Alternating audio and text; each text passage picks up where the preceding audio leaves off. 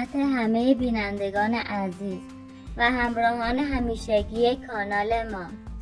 خیلی خوش آمدید به این برنامه ویژه، برنامه‌ای که در آن مثل همیشه پرده ها را کنار میزنیم، واقعیت ها را آشکار میکنیم و اجازه نمیدهیم کسی با سناریوهای ساختگی و نقش بازی های دروغین احساسات مردم را بازی دهد. در این کانال ما درباره کانال‌های جعلی و عشایری روستایی صحبت می‌کنیم. کانال‌هایی که ظاهر ساده و مظلومانه دارند. امروز قرار است یکی از پرطرفدارترین کانال‌های روستایی را بررسی کنیم و پشت پرده آنها بر اساس دروغ و نقش و درآمد دلاری است. نکته مهم را یادآوری کنم قبل از اینکه وارد کانال اصلی روستا شویم. حتما در کانال دوم ما عضو شوید تا اگر روزی این کانال به هر دلیلی دچار مشکل شد بتوانیم ادامه ماجراها، افشاگری‌ها و بررسی‌ها را در کانال دوم منتشر کنیم. فعلا در کانال دوم زندگی روزمره را منتشر می‌کنیم.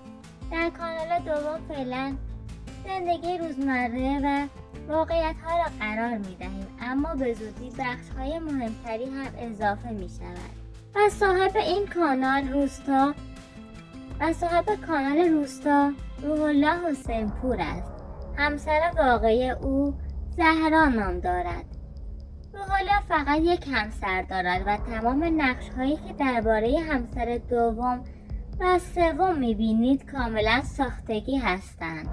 همسر دوم در کانال معرفی می شود. در واقع خواهر روح الله است و نامش آذر است، اما برای جذب بازدید بیشتر او را در نقش زن دوم وارد داستان کردند.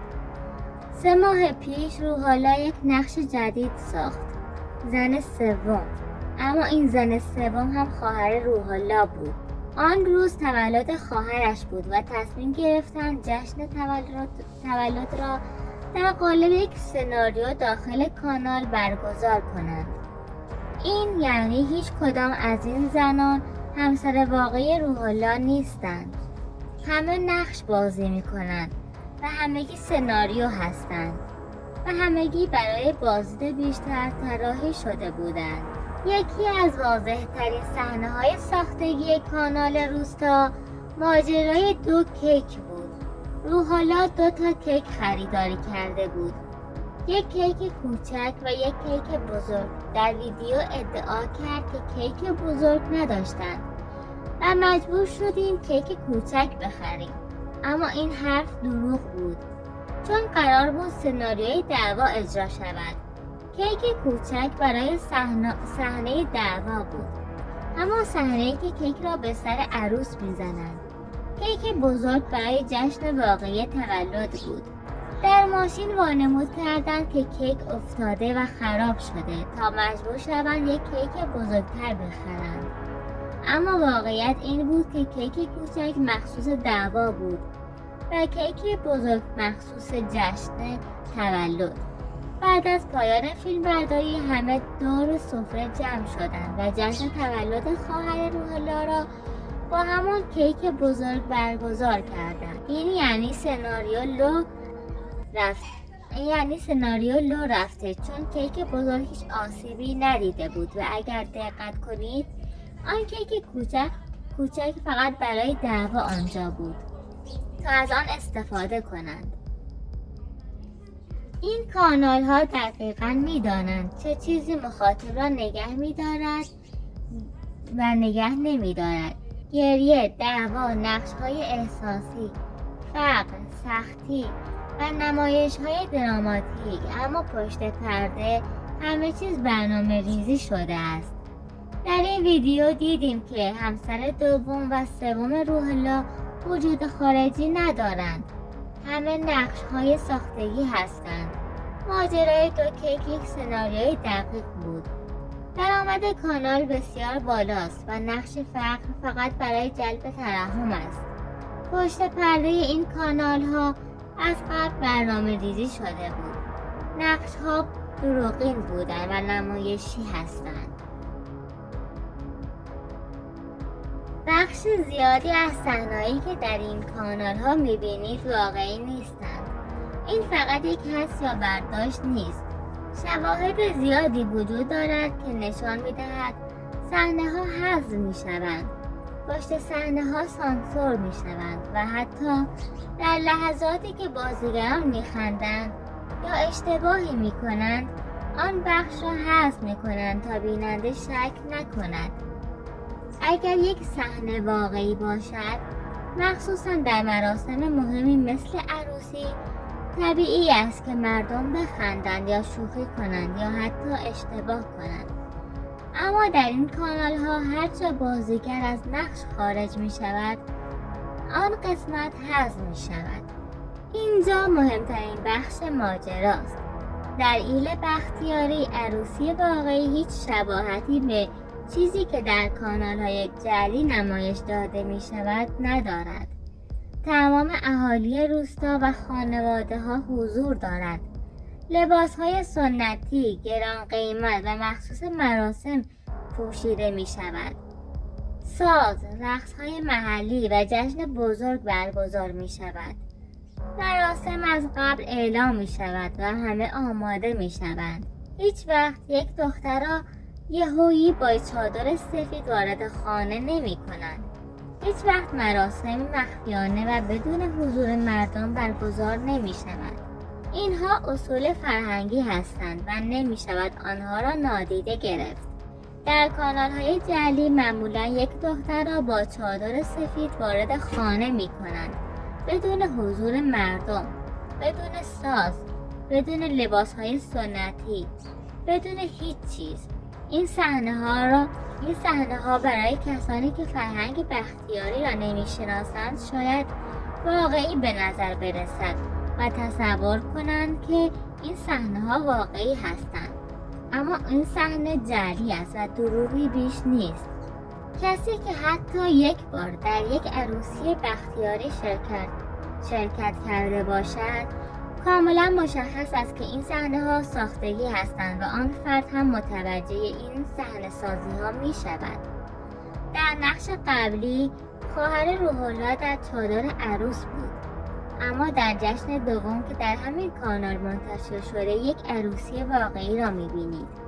در این جشن تمام خانواده و اهالی روستا حضور دارند. لباس های سنتی پوشیده‌اند، ساز میزنند و مراسم کاملا طبیعی و شلوغ است. این تفاوت را نمی شود نادیده گرفت. در همین جشن واقعی بعضی افراد با صدای بلند میگویند از ما فیلم برداری نکنید، ما خودمان کانال یوتیوب داریم. این جمله خیلی چیزها را روشن می کند. آنها نمیخواهند لو بروند، نمیخواهند دیده شوند، نمیخواهند مخاطبان بفهمند که در چند کانال مختلف نقش بازی می کنند و نمیخواهند چهرهشان در کانال های دیگر هم دیده شود. نمیخواهند که مشخص شوند که صحنه های قبلی ساختگی بوده. به همین دلیل از بیشتر افراد فیلم برداری نشده و فقط بخش هایی از جشن را نشان داده اند. اما با وجود این محدودیت ها باز هم مشخص است که این جشن واقعی است و با جشن های ساختگی زمین تا آسمان فرق دارد. وقتی شما یک جشن واقعی را کنار یک جشن ساختگی میگذارید، تفاوت‌ها فریاد میزنند. در جشن واقعی مردم زیاد هستند و شلوغه. لباس‌های سنتی و گران قیمتند. ساز وجود دارد. همه خوشحالند. هیچ کسی نقش بازی نمی کند. هیچ کسی از دوربین فرار نمی کند. هیچ کسی سناریو اجرا نمی کند.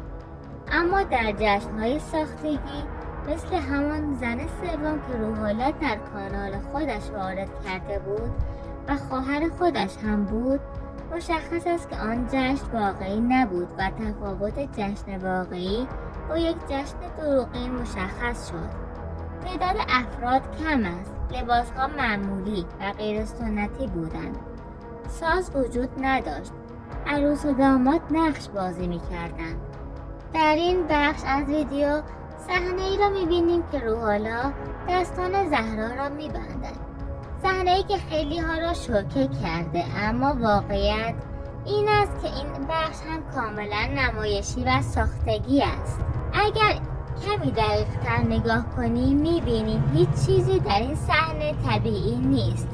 نه رفتار، نه واکنش‌ها، نه حتی فضای اطراف. در ایل بختیاری چنین رفتارهای اصلا وجود خارجی ندارد. فرهنگ بختیاری بر پایه احترام، غیرت، شرافت و حفظ حرمت زن و خانواده بنا شده است. هیچ مردی در این ایل حتی 1% چنین رفتار خشونت‌آمیزی با یک زن انجام نمی‌دهد. این کار نه تنها خلاف فرهنگ است، بلکه خلاف انسانیت است. اگر چنین اتفاقی واقعا رخ میداد، نتیجهش کاملا مشخص بود. زن بدون لحظه تردید از مرد جدا می شد. خانواده ها وارد ماجرا می شدند و هیچ کسی اجازه نمی داد یک زن در چنین شرایطی بماند یا شکنجه را تحمل کند. این صحنه ها فقط برای جذب مخاطب ساخته می شود. برای ایجاد شوک، برای بالا بردن بازدید، برای اینکه بیننده فکر کند اتفاقات واقعی هستند. اما حقیقت این است که اینها فقط نقش و سناریو هستند و بیشتر افراد بینندگان هم متوجه شدند که اینها نقش‌های ساختگی هستند. در تمام این ویدیوها هر صحنه خشونت‌آمیز، هر درگیری، هر گریه و فریاد و همه نمایشی هستند. اگر پشت صحنه ها را ببینید متوجه می شوید که بازیگران بعد از ضبط می خندند، شوخی می کنند و هیچ کسی واقعا ناراحت یا آسیب دیده نیست. اما این بخش ها حذف می شوند تا بیننده شک نکند و فکر کند ماجرا واقعی است. هدف من از این نقدها تخریب کسی نیست. هدفم این است که چشم بیننده باز شود و بداند چه چیزی حقیقت دارد و چه چیزی فقط برای سرگرمی ساخته شده است. شما همیشه با حمایت‌هایتان باعث شدید که من با قدرت بیشتری ادامه دهم. من هم تا جایی که بتوانم واقعیت‌ها را بازگو می‌کنم و اجازه نمی‌دهم کسی با صحنه‌های ساختگی فرهنگ اصیل بختیاری را زیر سوال ببرد. ممنونم که تا پایان ویدیو همراه من بودید. مواظب خودتون باشید و تا ویدیوی بعدی خدا نگهدار.